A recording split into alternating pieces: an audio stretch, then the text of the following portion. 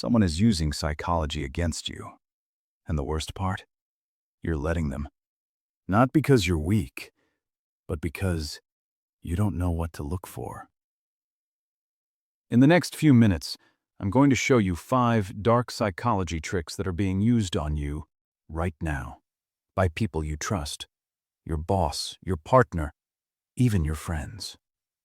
And by the end of this video, you will never be manipulated the same way again. Let's begin. Here's what most people misunderstand about psychology.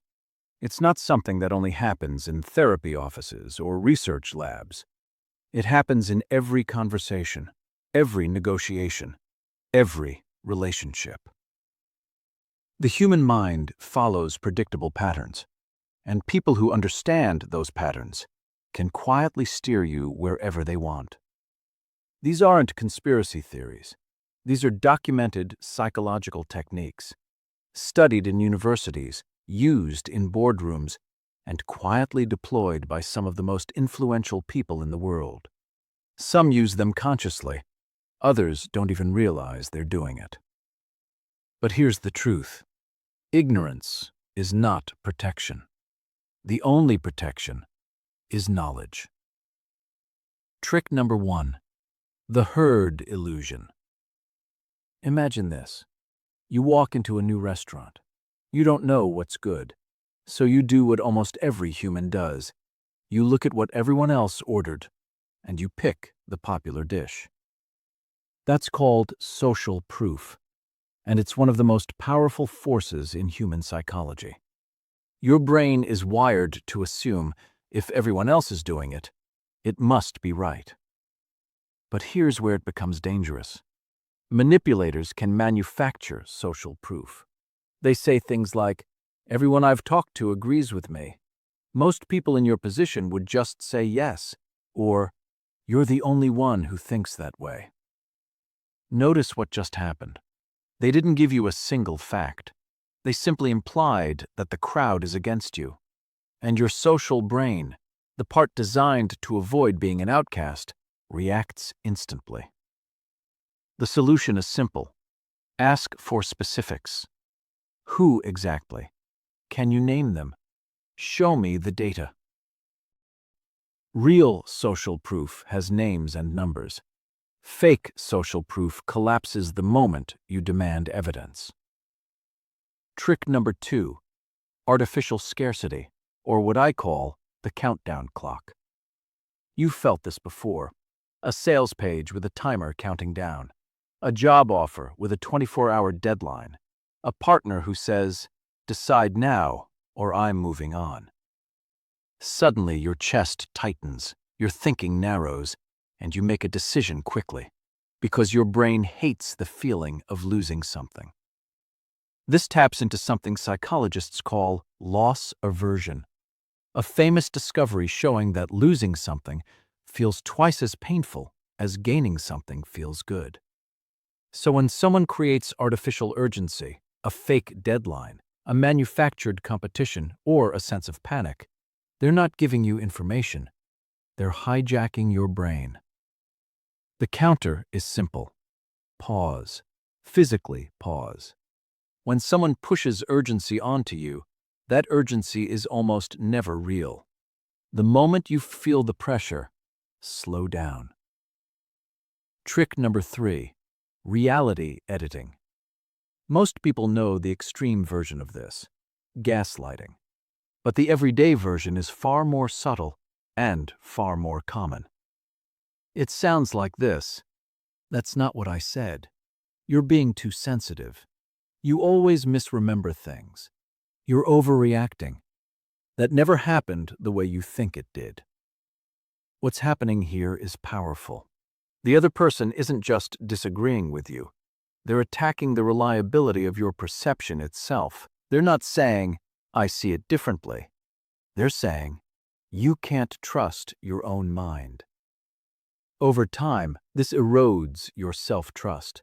You begin to doubt your memory, your instincts, your feelings, and eventually, you start relying on their version of reality, which gives them power. The counter? Document things. Write down conversations. Trust your gut reactions as information, because your emotional response is data, not weakness.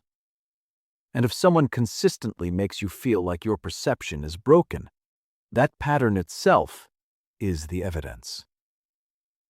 Trick number 4, the reciprocity trap.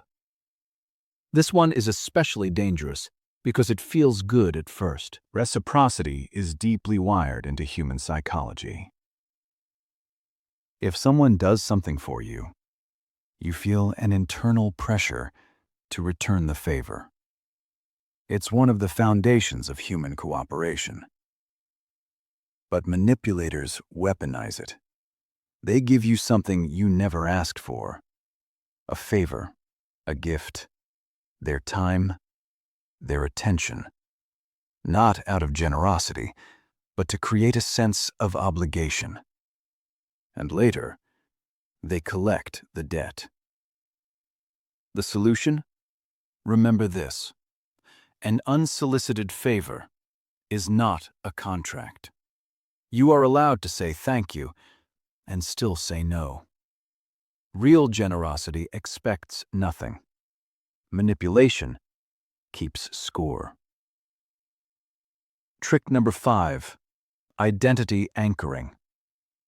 And this one might be the most powerful of all. Here's how it works. Someone labels you early. You're such a generous person. You're the reliable one. You've always been someone who does the right thing. These sound like compliments, and they are, but they can also become traps. Once you accept an identity, your brain fights to stay consistent with it.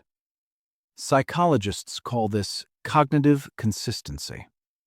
People will go to extreme lengths to avoid contradicting their own self-image.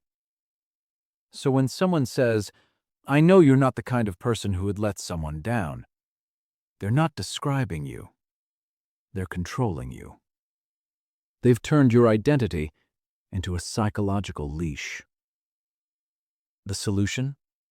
Separate your identity from your choices. You are not a generous person.